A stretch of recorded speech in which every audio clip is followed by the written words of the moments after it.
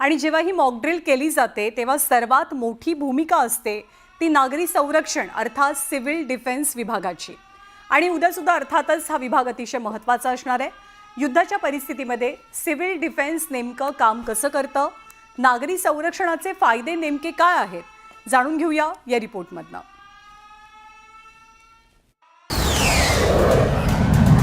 पहलगाम हल्ल्यानंतर भारताने आता पाकिस्तानला अद्दल घडवण्याच्या हालचाली सुरू केल्या। अशा परिस्थितीत पाकिस्तानकडूनही भारताच्या नागरी भागात कुरघोड्यांची शक्यता नाकारता येत नाही। त्यामुळे आता केंद्र सरकारने देशवासियांनाही युद्धासाठी सज्ज ठेवण्याची तयारी सुरू केली आहे। याचाच एक भाग म्हणून बुधवारी देशभरातील महत्त्वाच्या ठिकाणी मॉकड्रिलचं आयोजन करण्यात आलंय। या मॉकड्रिलमध्ये नागरी भागात सिव्हिल डिफेन्स अर्थात नागरी संरक्षण विभागाची मोठी भूमिका असणार आहे।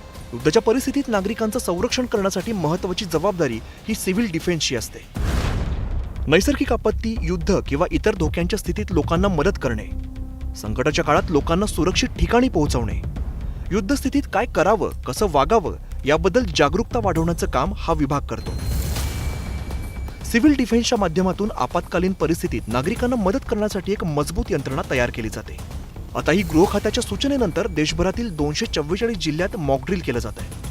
महाराष्ट्रात जिथे जिथे महत्त्वाचे प्रकल्प, कारखाने किंवा संस्था आहेत या ठिकाणी मॉकड्रिल केलं जाणार आहे। यामध्ये नागरी संरक्षण विभागाचे 10,000 स्वयंसेवक सहभागी होणार आहेत। महाराष्ट्र में जो कोस्टल डिस्ट्रिक्ट्स हैं वहाँ पे ये हम मॉकड्रिल आयोजित करने वाले हैं। इसमें करीब हमारे पास 10,000 ट्रेंड वॉलंटियर्स इस मॉकड्रिल में कल पार्टिसिपेट करेंगे।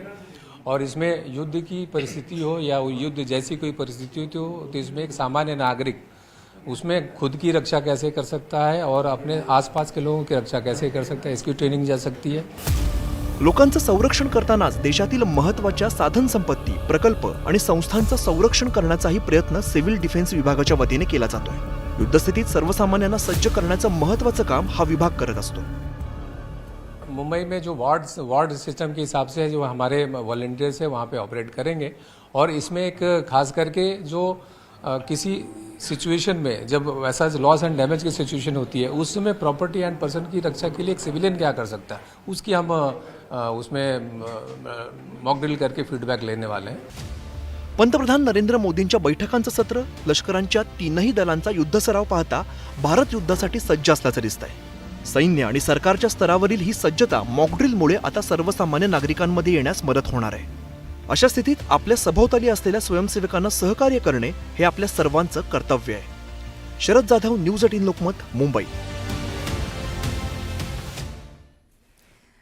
तर भारत पाकिस्तान युद्धाचं एक प्रकारे बिगुल वाजलेलं आहे आणि पाकिस्ताननं जर ठरवलं की भारतातल्या शहरांना, भारतातल्या काही प्रमुख राज्यांना टार्गेट करायचं तर त्यांची तेवढी ताकद आहे का यावरती आपण एक नजर टाकूया।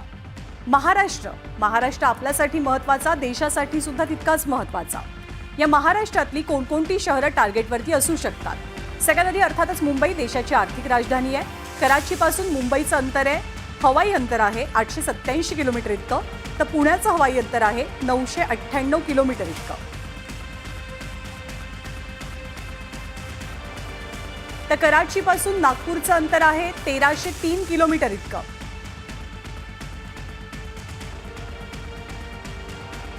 कराची ते दिल्ली हे हवाई अंतर आहे 1067 किलोमीटरचं। भारतातली सगळी महत्त्वाची शहरं आहेत, काही महत्त्वाची राज्य आहेत। चेन्नई, कराची ते चेन्नई हवाई मार्गे अंतर आहे 1908 किलोमीटर्सचं। तर कराची ते कोलकाता हे अंतर आहे 2178 किलोमीटरचं।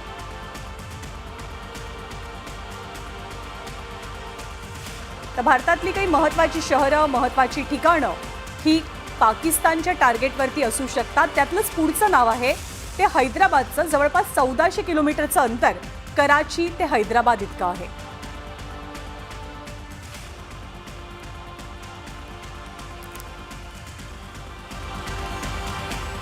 आणि ही अंतर पार करण्यासाठी पाकिस्तानकडे एकच मिसाईल आहे, त्याचं नाव आहे शाहीन 3। शाहीन 3 ची क्षमता आहे 2750 किलोमीटरच्या माऱ्यापर्यंतची।